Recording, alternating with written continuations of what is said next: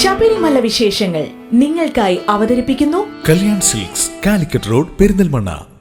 സംസ്ഥാനത്ത് മഴ മുന്നറിയിപ്പ് നിലവിൽ വന്ന സാഹചര്യത്തിൽ ശബരിമലയിൽ ഏർപ്പെടുത്തിയിരുന്ന നിയന്ത്രണങ്ങളിൽ നേരിയ മാറ്റം.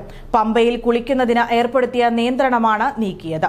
അതേസമയം കാനനപാത വഴി ശബരിമലയിൽ പ്രവേശിക്കുന്നതിന് ഏർപ്പെടുത്തിയ നിയന്ത്രണം തുടരും.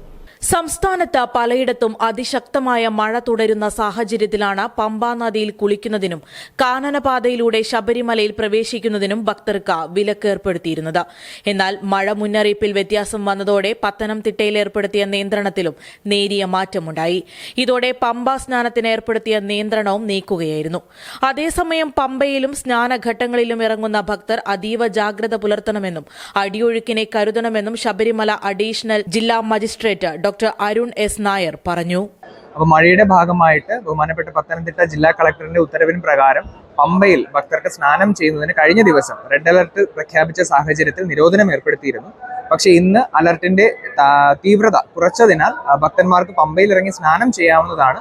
പക്ഷേ പമ്പയിലേക്ക് ഇറങ്ങുന്ന ഭക്തന്മാർ, പ്രത്യേകിച്ച് കുട്ടികളും അതുപോലെ തന്നെ മുതിർന്ന പൗരന്മാരും ഒക്കെയുള്ളവർ അതീവ ജാഗ്രത പാലിക്കണം എന്നുള്ള ഒരു നിർദ്ദേശം പറയാനായിട്ടുണ്ട്.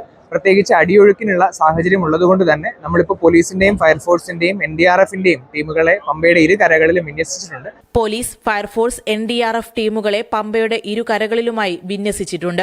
അതേസമയം കാനനപാത വഴിയുള്ള നിയന്ത്രണത്തിന് മാറ്റം വന്നിട്ടില്ല. 3 കാനനപാതകളിലൂടെയും നിലവിൽ ഭക്തർക്ക് പ്രവേശനമില്ല. കാലാവസ്ഥ അനുകൂലമാകുന്നതുവരെയാണ് നിരോധനം ഏർപ്പെടുത്തിയിട്ടുള്ളത്. വനം വകുപ്പാണ് നിയന്ത്രണം ഏർപ്പെടുത്തിയിരിക്കുന്നത്. വനത്തിൽ ശക്തമായ മഴ തുടർന്നാൽ പമ്പയിൽ ജലനിരപ്പ് ഉയരാൻ സാധ്യതയുണ്ട് എന്നാണ് പത്തനംതിട്ട ജില്ലാ ഭരണകൂടത്തിന്റെ മുന്നറിയിപ്പ്.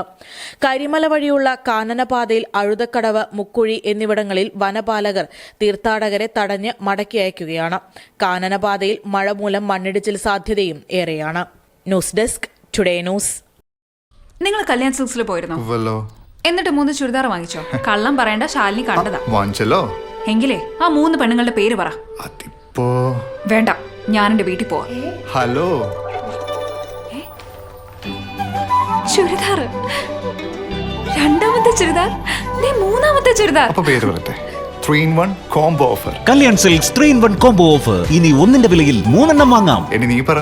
Kalyan silks 3-in-1 combo offer. Kalyan silks.